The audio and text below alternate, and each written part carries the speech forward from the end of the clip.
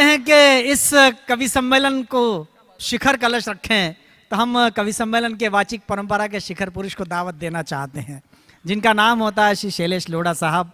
मैं इसलिए तालियों का नहीं कहूँगा कि इस समय हिंदुस्तान के नहीं दुनिया के हाईएस्ट पेड पोएट हैं, इसलिए भी तालियां नहीं चाहूँगा, बल्कि इसलिए चाहूँगा कि पिछले दिनों लंदन में उन्हें भारत गौरव सम्मान मिला और इस देश का नाम उन्होंने पूरे विश्व में लोकप्रिय किया।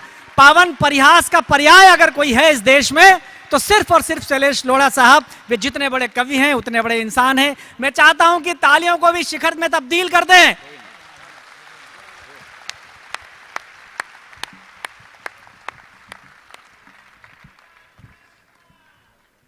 अच्छा, माँ शारदा को प्रणाम करता हूं, आपके चरणों में प्रणाम निवेदित करता हूं। बापू जी, भव्य कवि सम्मेलन तो बहुत किए, आज दिव्य कवि सम्मेलन कर रहे हैं आपकी उपस्थिति में। क्या बात है, वाह वाह। एक वर्ष की कीमत उस विद्यार्थी को पता होती है जो अनुत्तीर्ण हो गया हो। एक महीने की कीमत उस मां को पता होती है जिसने 9 महीने से पहले बच्चा जन्म दिया हो। एक हफ्ते की कीमत उस अखबार के संपादक को पता होती है जैसे एक साप्ताहिक अखबार निकालना हो। एक दिन की कीमत उसे पता होती है जिससे कल फांसी लगने वाली हो। एक घंटे की कीमत उस प्रेमी को पता होती है जो प्रेमिका के पास बैठा हो। और एक क्षण की कीमत उसे पता होती है जिसकी ट्रेन अभी अभी निकल गई हो। वाह वाह वाह वाह। और एक गुरु की कीमत उससे पता होती है जिसके पास न हो। आप इतने भाग्यशाली लोग हैं कि आपके पास बापू हैं इतने यहाँ पे। मैं आपके सौभाग्य को प्रणाम करता हूं कि आपकी उपस्थिति में हम इस काव्य पाठ को कर रहे हैं। राजेश जी मेरे बड़े भाई हैं, वो जनता के लिए मंत्री हैं, मेरे तो भाई हैं, मेरे हमेशा से आज इतने वर्षों से संबंध हैं। कविता की बात हो, जनता के लिए कुछ करने की बात हो तो उनका आग्रह सदैव रहता है। और आपको आज 32 वर्षों बाद इस प्रांगण में लेके आए। महावीर जी आपके इस परिश्रम को प्रणाम करता हूँ। दुबे जी आपके इस संयोजन को बहुत बहुत प्रणाम करता हूँ। इस देश में कुर्सियाँ कभी सुरक्षित नहीं रहती, इसका उदाहरण विष्णु सक्सेना है।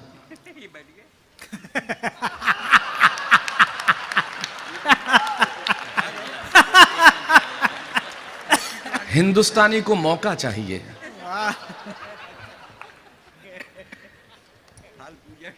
आप देखिए, आप मैं 2 सूचनाएं देना चाहता हूं। अरुण जैमिनी आज 21 अप्रैल है, कल 22 अप्रैल को उनका जन्मदिन है। आइए एक बार जरा जोरदार तालियां बजा के।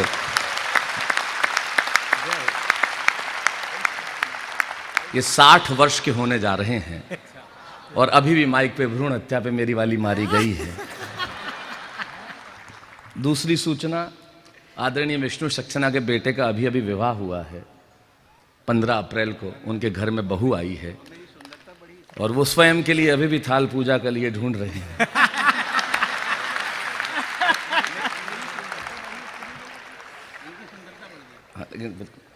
इनकी सुंदरता तो अगर कमाल की है। दुबे साहब के लिए क्या कॉन्फिडेंस सही में छत्तीसगढ़ के आदमी का है। आज आए मेरे पास होटल में, जबरदस्त पाउडर लगाया हुआ, बोले कैसा लग रहा हूं। मैंने कहा जामुन पे नमक लगा हुआ देखा है क्या?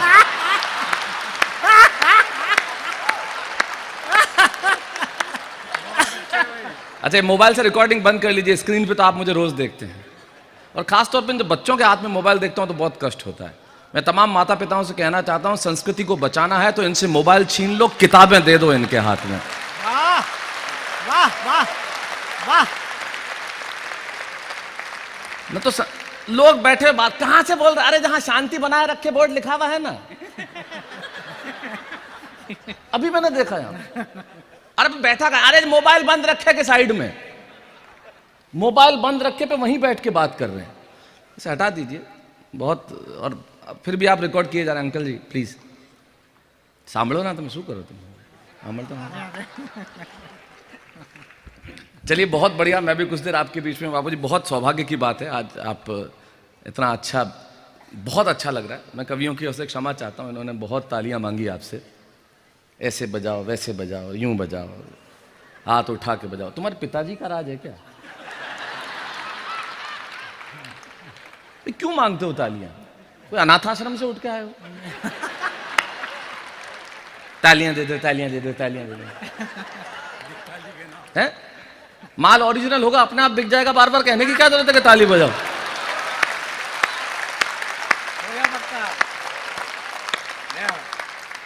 नहीं, सही बात है ना, पर आदत खराब है। आदत ऐसी कि अच्छा, विष्णु जी के गीत इतने प्रभावित करते हैं, प्रेम के गीत, मेरे को तो सारे गीत याद है, मतलब मैं विष्णु सक्सेना को टिकट देकर सुन सकता हूं, यकीन मानिए, मैं इतना बड़ा फैन हूं। इनके प्रेम के गीत दिनेश दिग्गज ने भी सुन लिए। शादी हुई पहली रात को बीवी का घूंघट उठा और प्रेम की 3-4 कविताएं सुना दी। थाल पूजा चले आइए मंदिरों में बनावट सा घर है मेरा। वो थोड़ा शर्मा ही बोले, शर्मा मत, ताली बजा। अरे क्या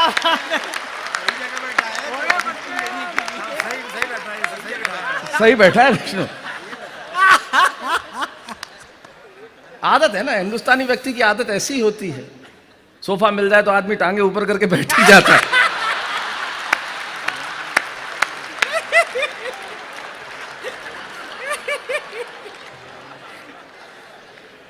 हम हिंदुस्तानी बड़े कमाल के लोग होते हैं। हम इतने पाखंडी होते हैं शबीना जी। बिल्कुल सही है आपने कहा, तुम्हारा लहजा बता रहा है तुम्हारी दौलत नई नहीं है, ये बिल्कुल सही है। आते ही हम ऐसे पाखंडी हो जाते हैं जिसकी हद ही नहीं, हमारा चरित्र बदल जाता है। हम फोन पे जब बात करें और अचानक हमारा स्वर बहुत मीठा और मधुर हो जाए, समझ लीजिए सामने स्त्री है जो स्वयं की नहीं है।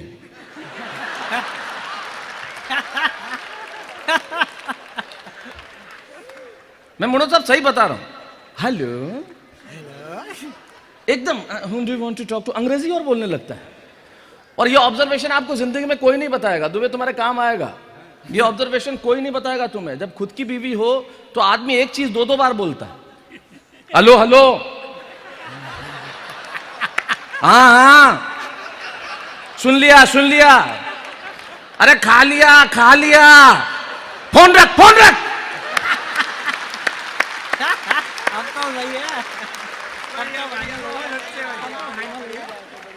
मैं तो ऑब्जर्वेशन कर, मैं स्वयं को कभी मानते नहीं बाबू, मैं कभी हुई नहीं, कभी तो ये लोग हैं। मैं तो कविता का विद्यार्थी हूँ, यकीन मानिए। ये इसने कहा हाईएस्ट पेड और ये और वो तमाम चीजें, यकीन मानिए। हाँ, इस बात में पैसा लेता हूँ, कोई दिक्कत नहीं है। और मिलना भी चाहिए। जब इस देश में वस्त्र उतार के नृत्य करने वाले लाखों ले आते हैं तो कविता पढ़ने वालों को लाखों क्यों ना मिले।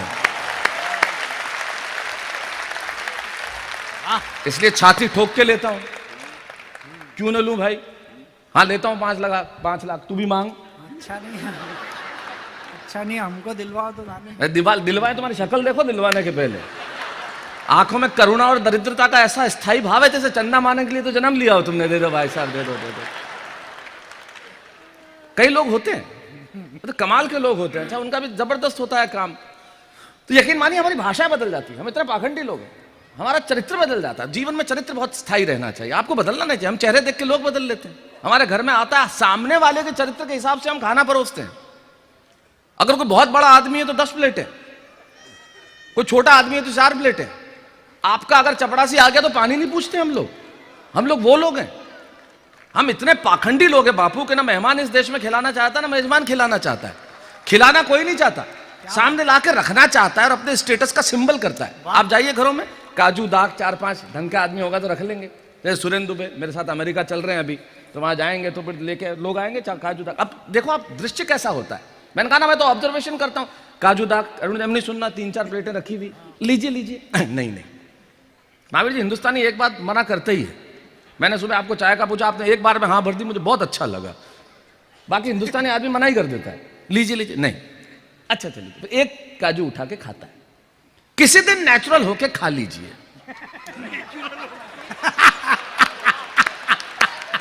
जैसे ही आए लीजिए, लाइए।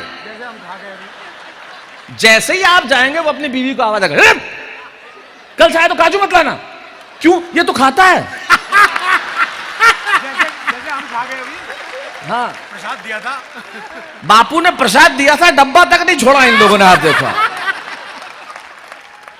ये नेचुरल, ये पाखंड नहीं है। अरे पर वो छिलका है,